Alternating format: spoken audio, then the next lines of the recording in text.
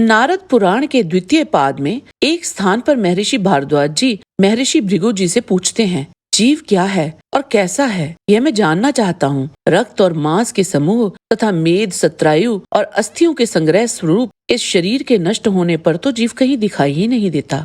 भृगु जी ने कहा, मुने, साधारणतया 5 भूतों से निर्मित किसी भी शरीर को यहाँ एकमात्र अंतरात्मा धारण करती है। वही गंध, रस, शब्द, स्पर्श, रूप तथा अन्य गुणों का भी अनुभव करता है। अंतरात्मा संपूर्ण अंगों में व्याप्त रहता है। वही इसमें होने वाले सुख दुख का भी अनुभव करता है। इस शरीर के 5 तत्व जब अलग अलग हो जाते हैं तब वह इस देह को त्याग कर अदृश्य हो जाता है। चेतनता जीव का गुण बतलाया जाता है। वह स्वयं चेष्टा करता है और सबको चेष्टा में लगाता है। देह का नाश होने से जीव का नाश नहीं होता। जो लोग देह के नाश से जीव के नाश की बात करते हैं वे अज्ञानी हैं और उनका ये कथन मिथ्या है।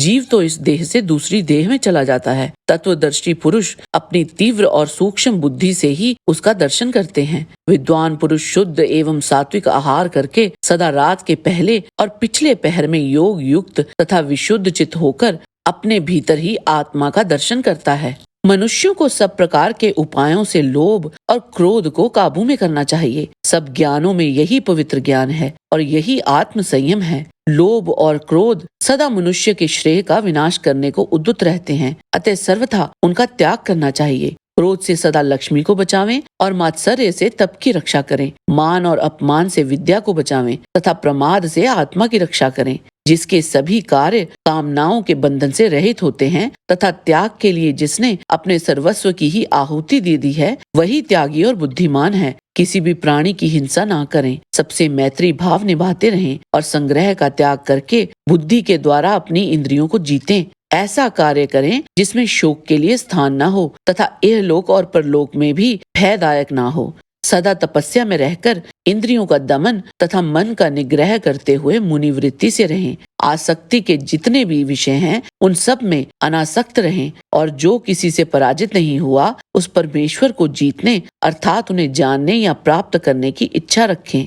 इंद्रियों से जिन जिन वस्तुओं का ग्रहण होता है वह सब व्यक्त है। यही व्यक्ति की परिभाषा है। जो अनुमान के द्वारा कुछ जानी जाए उस इंद्रियतीत वस्तु को अव्यक्त जानना चाहिए। जब तक ज्ञान की कमी के कारण पूरा विश्वास न हो जाए तब तक परमात्मा का मनन करते रहना चाहिए और पूर्ण विश्वास हो जाने पर मन को उसमें लगाना चाहिए अर्थात ध्यान करना चाहिए। प्राणायाम के द्वारा मन को वश में करें और संसार की किसी भी वस्तु का चिंतन न करें। सत्य ही व्रत, तपस्या तथा पवित्रता है। सत्य ही प्रजा की सृष्टि करता है। सत्य से ही ये लोक धारण किया जाता है और सत्य से ही मनुष्य स्वर्ग लोक में जाते हैं। असत्य तमोगुण का स्वरूप है। तमोगुण मनुष्य को नीचे नरक में ले जाता है। तमोगुण से ग्रस्त मनुष्य अज्ञान के अंधकार से आवृत होने के कारण ज्ञानमय प्रकाश को देख नहीं पाते। नरक को तम और दुष्प्रकाश कहते हैं। इहलोक की सृष्टि शारीरिक और मानसिक दुखों से परिपूर्ण है। यहाँ जो सुख है वो भी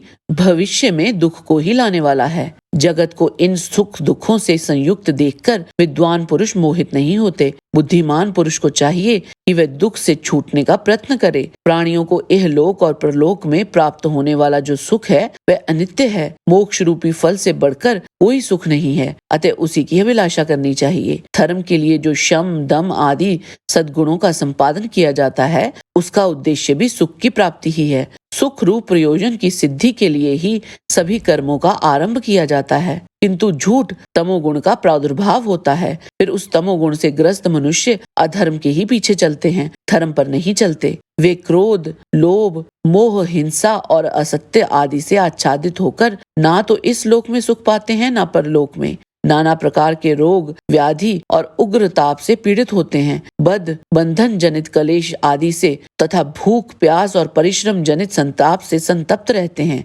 शारीरिक दुखों से दुखी तथा बंधु, धन आदि के नाश अथवा वियोग से प्राप्त होने वाले मानसिक शोकों से व्याकुल रहते हैं और जरा तथा मृत्यु जनित कष्ट से या अन्य इसी प्रकार के कलेशों से पीड़ित रहा करते हैं। स्वर्ग लोक में जब तक जीव रहता है सदा उसे सुख ही मिलता है। इस लोक में सुख और दुख दोनों हैं। नरक में केवल दुख ही दुख बताया गया है। वास्तविक सुख तो वह परम पद स्वरूप मोक्ष ही है। जय श्री कृष्ण। आज के वीडियो में बस इतना ही। आशा करते हैं कि आपको हमारा ये वीडियो पसंद आया होगा। कृपया इसे लाइक और शेयर अवश्य करें। किसी भी प्रकार की त्रुटि के लिए आप सबसे क्षमा याचना करते हुए आपसे निवेदन है कि प्रेम पूर्वक परमपिता परमात्मा को मन में धारण करें और बोलें, वैदिक सनातन धर्म की सदा ही जय।